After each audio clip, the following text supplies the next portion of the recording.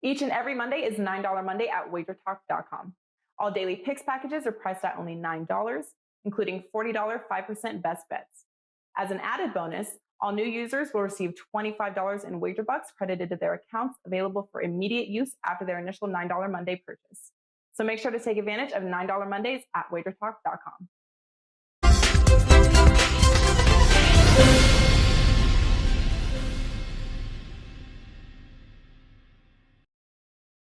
All right, guys, happy Monday to you. Welcome in. Another week of the NBA Tip-Off Show is underway here. 9 games in the association tonight. Certainly hope it was a profitable weekend for you as we look to make it a profitable start to the week for you. 9 games, as we said, but we got 4 that we're going to break down for you here. That will include some Pistons Cavs talk. We'll dive into this Phoenix Suns Milwaukee Bucks. We'll talk about Memphis and Denver, and then we'll round it out, of course, with the Celtics and Bulls, couple of best bets, an angle of the day, which nobody will understand, and, our friends from the Gold Sheet. But we got 3 of the very best here for you. It is a treat today. Look at this crew. We got Ski Profit leading it off at the top as usual there. Look at our man. There he is in the middle, back where he belongs. Stevie in the middle, Merrill. And then, of course, Rob Vino hitting cleanup. Wouldn't want anybody else in that cleanup spot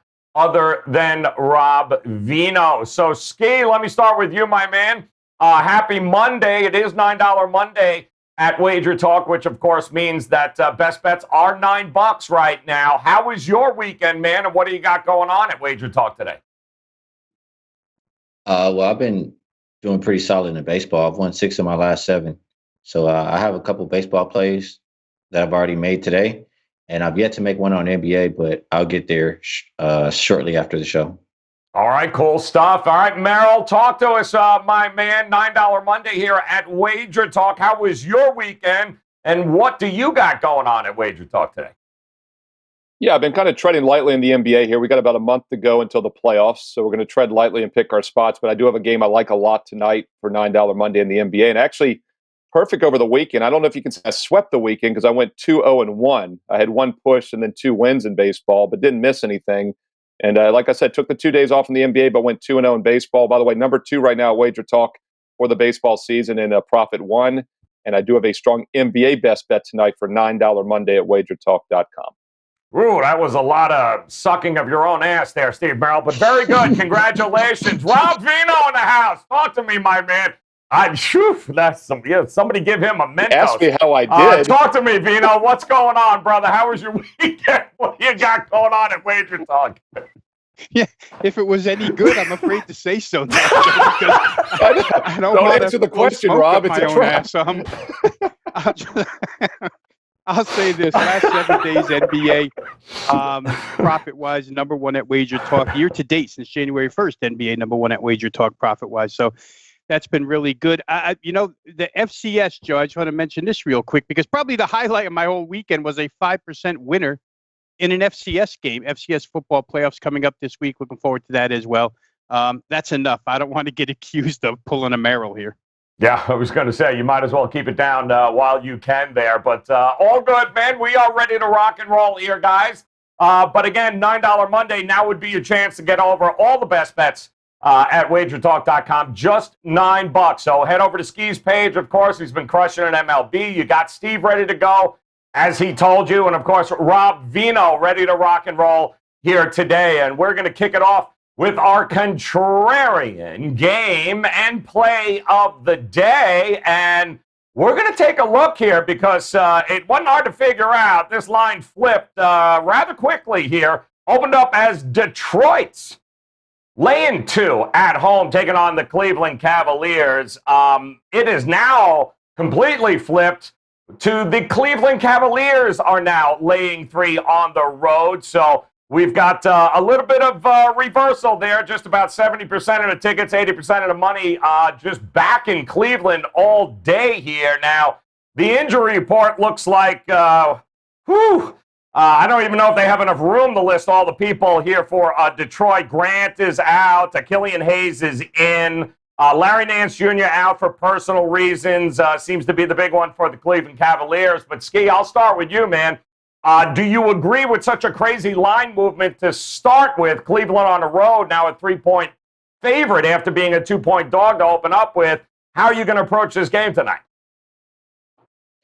Nah, I'm with the contrarian play. I never really want to look towards Cleveland on the road in general, and expecting them to win by margin is hell no category type. So I'll be going with Detroit. You know, if you look at Detroit, when they're coming off double-digit losses, they're 16-5 against the spread this year. They've covered their last 9 in a row and won 6 out of the last 9. And interestingly enough, when they're coming off a double-digit win, they're 0-9-3 against the spread. Not that they have many, but I just thought that was pretty interesting there. So I would be with Detroit on this one.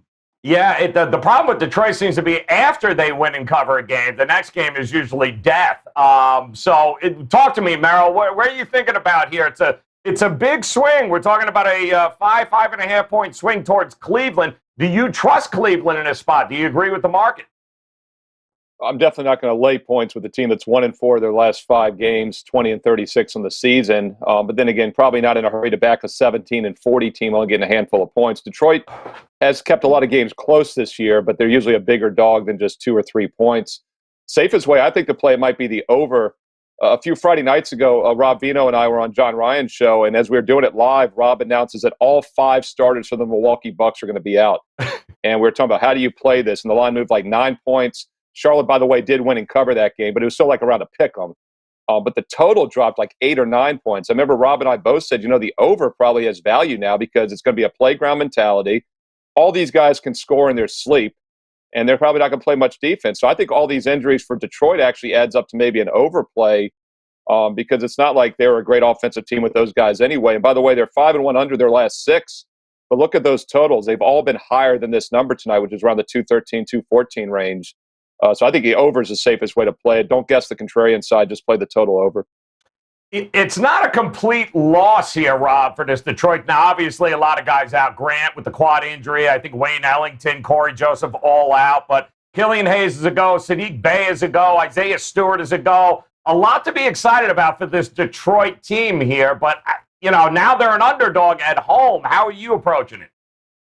Yeah, and 2 of the guys you mentioned there, Joe, Sadiq Bey and Isaiah Stewart, have received huge praise from their head coach within the past 7 to 10 days about the way they're playing the game right now. So certainly the youth movement on in Detroit, and those 2 guys look like they're going to be fixtures in that lineup for time to come. It's just interesting, they've been through this resting of Jeremy Grant, resting of Mason Plumlee and Wayne Ellington. I think it happened just 2 games ago.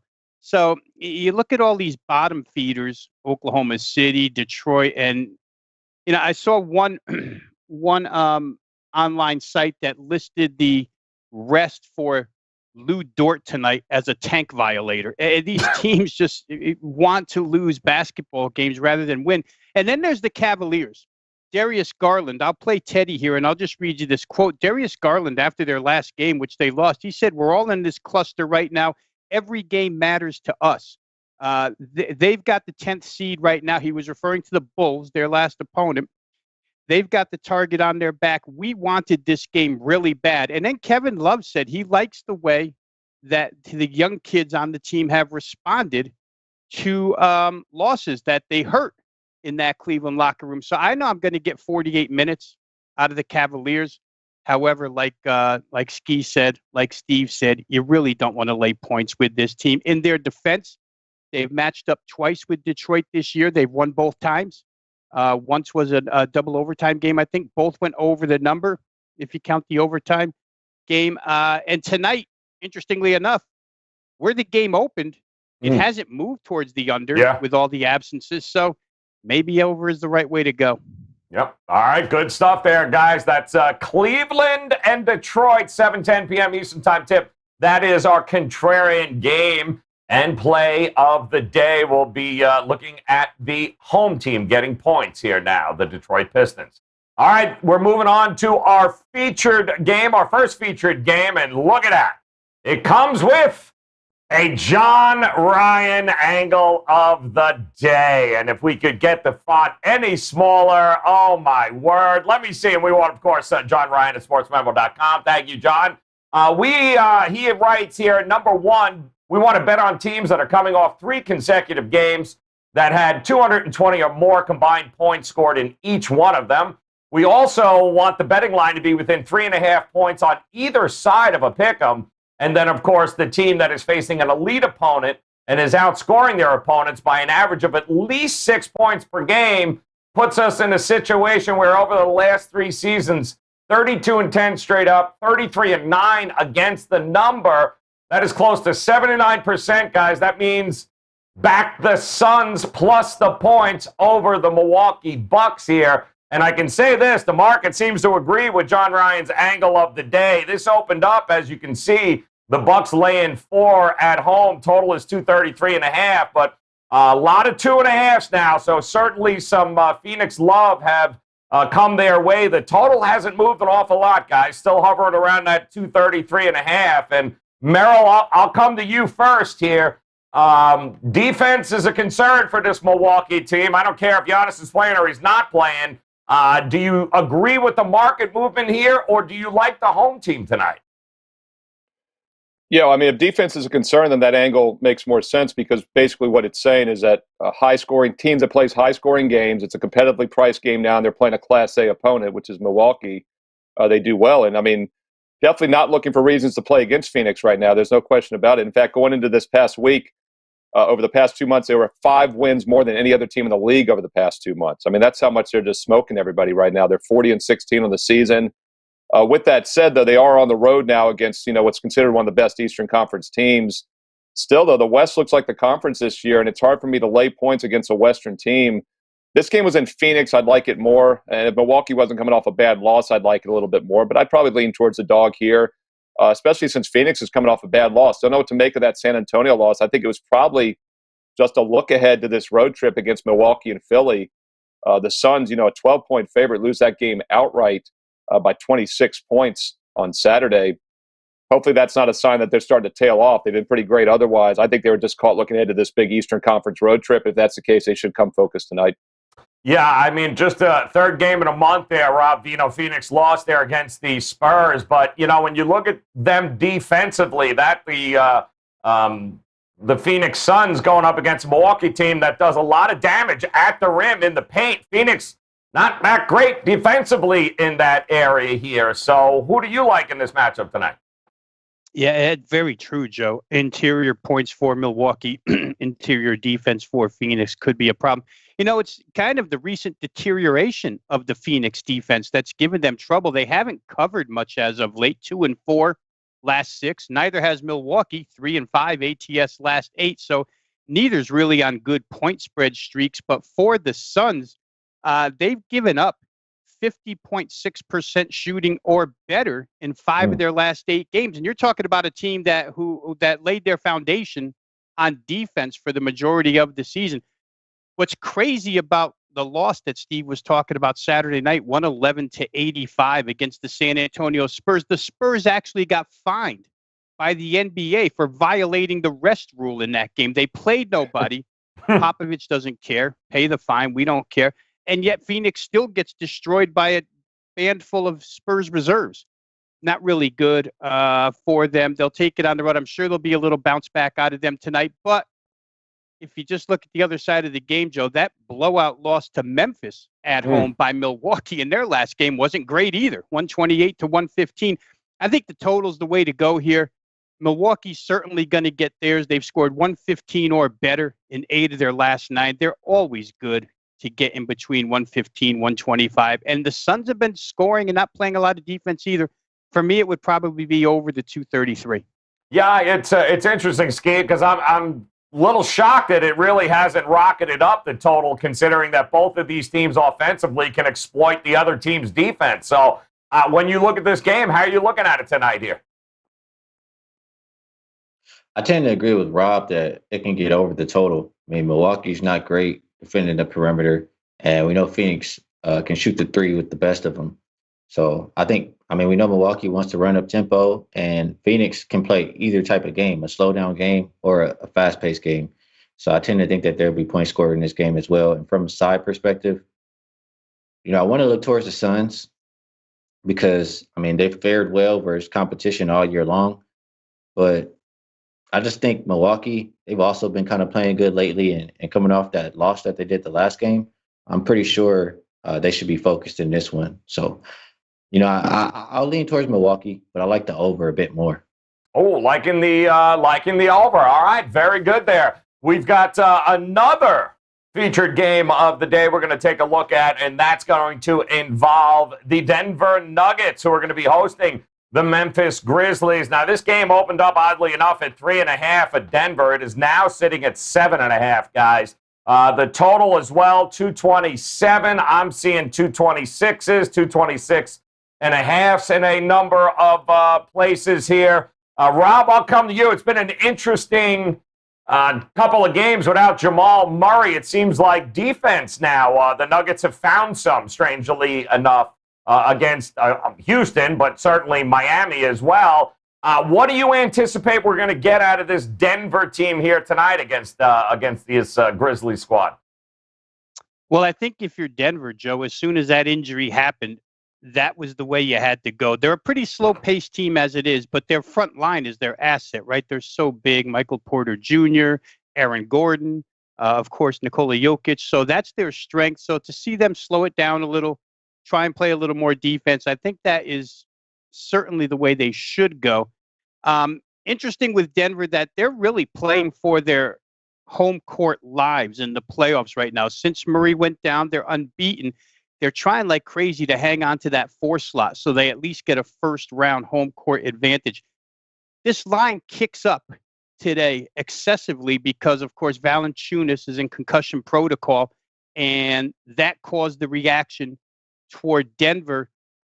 But I have to say that the injury to Monty Morris probably bothers me more at this point in time, because if you just look back 3 weeks ago at who the 4 ball-handling guards for the Nuggets were, they were Jamal Murray, Gary Harris Jr., Monte Morris, and Facundo Campazzo, skis guy.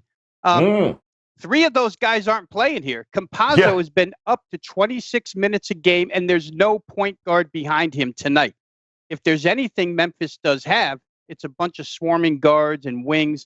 What concerns me the most, I really wanted to jump on Memphis right away, but the Dylan Brooks injury, or question mark next to his name, kind of keeps me hanging on here till I see a 5:30 injury report. But they have guys that could be coming back tonight. Brandon Clark, got the question mark next to his name, could be there. Justice Winslow could be there. DeAnthony Melton, who hasn't played in a bunch of games, could be there. And if they all are, Memphis has an edge here to me, Joe, especially in depth. So I just think there's an overreaction here in the line move, and I would think Memphis plus 7.5 is the right side. Yeah, it's a little suspect, Ski, to say a lot. I mean, that was a huge swing because of Valanciunas, but like Rob said, there are some reinforcements on the way here. What do you think of this game? Well, nobody's for sure ruled in yet. I mean, these guys are all game time decision, and we've seen them game time decision and ruled out. So I'm not certain that Memphis gets any of these guys back. And without Valanciunas, that's why I think the line moves so much, because all of them are on there. But without Valanciunas, it gets tough. Like, who's guarding Joker? I don't think anybody is guarding Michael Porter Jr. I think Aaron Gordon will have a favorable matchup. So, I mean, I know these overreaction lines haven't been good this year, but Denver is probably the only way that I would look in this game. Looking Denver's way, given what we see here, Steve Merrill, it's a huge swing, no doubt. Is it one of these where if you like Memphis, bet them now before the report comes out? Well, we'll do a little Merrill in the middle here. This line gone from 5 to 7.5, as Rob and Ski touched on, a big move, and a lot of games can land on 7. There's really no key number in basketball like football, but there is some talk that 7 might kind of be a key number because that's when teams start and stop fouling down the stretch. I could see this game landing on 6 or 7 now. And if you like Memphis, how about a first half on them? The line is +4, which is actually 4.5 in some spots, I believe. So that means the second half they're saying is 3. And that doesn't make a lot of sense to me, guys, because it is a rested situation in the altitude, but it's still their 3rd road game in 4 nights now in altitude, even with the day off. So if anything, you would think Memphis might tail off a little bit in the second half here. So if you like Memphis, I think the +4, 4.5 first half makes a lot of sense. You're almost getting the price that you're getting a couple hours ago for the full game when it was 5, 5.5. So if Memphis hits a little fatigue with their 3rd road game in 4 days in altitude, I think Grizzlies plus 4.5 first half would be the best way to play it. Great point there. Good stuff. All right, guys, we do have one more game we're going to break down for you in our overtime section, but I do want to remind you, it is $9 Monday at Wager Talk, which means best bets are up, they are locked, they are loaded, and they are $9 right now if you head over to Ski's page at Wager Talk, as well as Steve Merrill's, and of course, Rob Vino's best bets, guys, $9 right now. Take advantage of $9 Monday at WagerTalk.com. No reason not to make it a profitable Monday here, certainly in the association.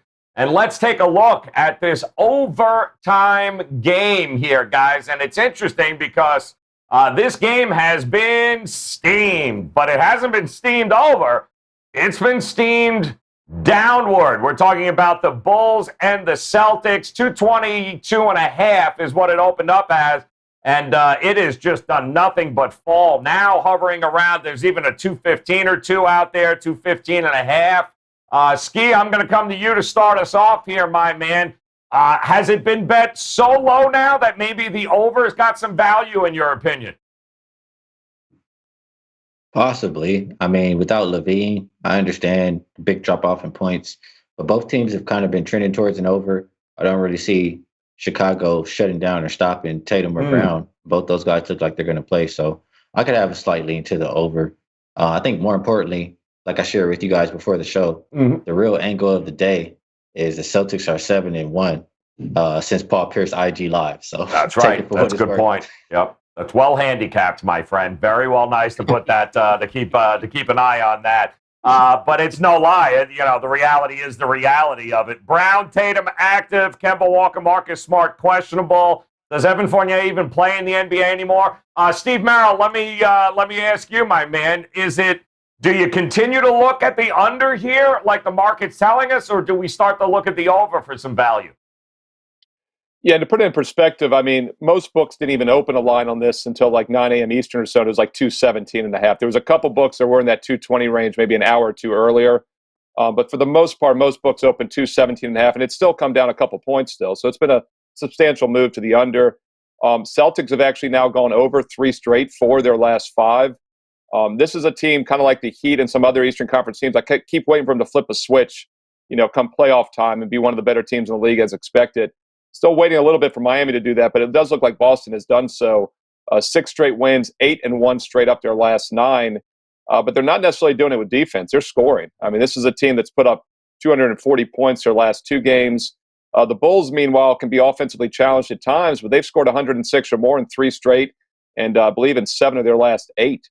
So I think the over makes sense here. We're getting a little bit of a line value as well. It's dropped 2 for most openers. It's dropped as much as 5 or 7, like I said, for some very early lines. I don't necessarily agree with that. I think these teams can still put up some points in the 220 range. Yeah, it's interesting, Rob. I mean, Boston, during this 6-game winning streak, they've upped their average scoring to close to 118 points a game. That's a 5-point difference here. So we know Zach LaVine and Chicago's a different animal without him. But I don't know. Is there any value looking at the over at this point? Well, I think the overall perspective, Joe, and I think, 2 weeks ago, 2.5 weeks ago, I think Brad Stevens just made a decision. His team is not as good defensively as he would like them to be. Their talent lies on the offensive side of the floor, and that's where they've gone. They come off that really, really tough road trip only to come home Saturday night, first game, and have to go through a slugfest with Steph Curry and Golden State. And Chicago just looks like a let-up game to me. Now, Boston's obviously on a march. They're playing better. They're moving up the standings. They love to lock up that 4 seed. So I think they want to win. But I almost feel like they want to get this thing over within 1 half here and be able to rest some guys because Kemba Walker's been worked. And Marcus Smart, all the starters have been worked. And Ski's right, Jaylen Brown's going to go tonight. Chicago has no dependable scorers other than Vucevic in the middle. I mean, I don't know where you look to for points. They're sporadic shooters. They're not really consistent. So I could still see this thing getting under. It's not something I would rush to the window with. But even though Boston's been scoring big, I think they might, play a hard first half. And then maybe if you want to play Boston first half, it's a better way to go than the total here. But I could still see this thing getting under. Chicago just not really reliable since Zach LaVine went down. All right, not a lot of faith. Maybe the first half, way to look in that one, guys. All right, it is time for us to look at a couple of best bets. It's buzzer beater time, 60 seconds on the clock. These gentlemen can do whatever they want with those 60 seconds, provided they drop in a best bet in there. So, Ski, you are running point, my friend. I know you got another Paul Pierce angle in there somewhere. So, come on, talk to us, man. 60 seconds. What's your buzzer beater best bet for tonight? Well, I took this earlier at 26.5, and I'll take it again right now at 27.5 because that's where I'm going to give it out. And I did a show with my friend Joe Osborne, and he kind of brought it to my attention. I see him talking about it often. It's going to be Kelly Olynyk. He's been balling since he's been on the Rockets. You look at his last few games, he's had like 24, 25, 23 points. He averages 8 rebounds on the year, and he gets a couple of assists too. What I'll say about this one is if you have points and rebounds only available, I would probably roll with that because that's been more profitable, even though he does average close to 3 assists a game. I like him to have a great day today. It's him going up against his old team, kind of like a little bit of revenge. And also, it's his birthday.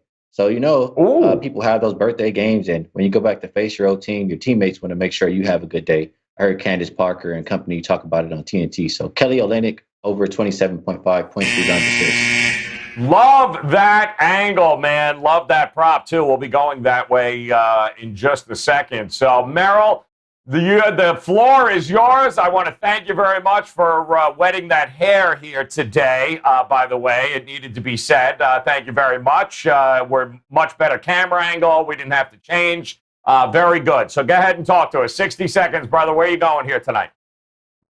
It looked really good for the NASCAR show, actually. I had it really wet down well, and then half of it got spliced to the editing floor, unfortunately, but the second half of the show looked good. By the way, it served a purpose because I put the visor on at the very end Friday, and we had a fellow viewer here, the NBA Tip-Ball Show, did not know we did a NASCAR show, and he watched and commented. So It all played out for the best on Friday. Yeah, the hair worked. The hair plays. Like they said in Ocean 11, the nose plays, the hair plays. I'm going to look at a public underdog we did not talk about and go against them. Golden State getting some love from the public today against the Sixers. I fully understand why. They've won several games until that close loss against Boston in the last one. Overall, Golden State is now covered for their last 5. But Curry is questionable with his ankle tonight. Simmons is questionable for Philly with an illness. I kept this off my best bet card. I do have a strong over-under play at Wager Talk for $9 Monday. But this was the top side I was looking at, and that's the 76ers -9.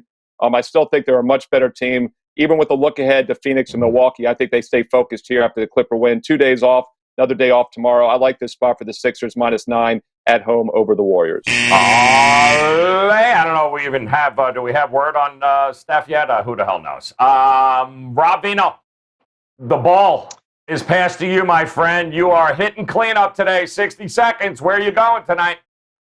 Well, I always choose one from the 4 that we talk about, Joe, and I'm going to go back to a game we just talked about pretty recently, and that's that Memphis-Denver game. Just a ton of reasons to play Memphis plus the 7.5 here. I get the inside advantage for Denver, but let's not forget the perimeter advantage that Memphis is going to have here. I mean, there's one point guard against Ja Morant tonight. It should be a field day for the guards on the perimeter. I think those two offset one another. For Memphis, they're 8-2 against the spread on the road as in their last 10. And there's a couple of quotes where they have taken on this theme as road warriors, where they go on the road and they give full efforts and they want to win road games. They've been really good at it. They've been 4-1 against the spread as a road dog over the course of that 10-game span. Grayson Allen, 7 of 10 from three-point range the other night, seems to have his shooting touch back. Desmond Bane, an unheralded rookie from TCU, contributing mightily to this team. I just think if they get anybody back here today, if they get nobody, I'll take Memphis plus 7.5. Take the points and Memphis and do it now before that 5:30 report comes out, because if all those guys are playing, guess what, Rob? That number ain't going to be 7.5. All right, we do have our good friends, of course, from the Gold Sheet.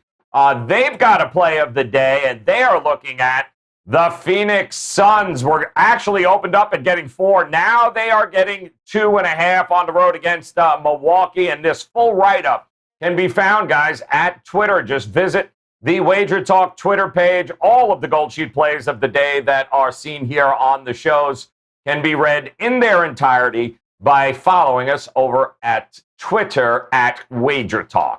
All right, a recap, guys, quickly here of what we've got tonight. Ski.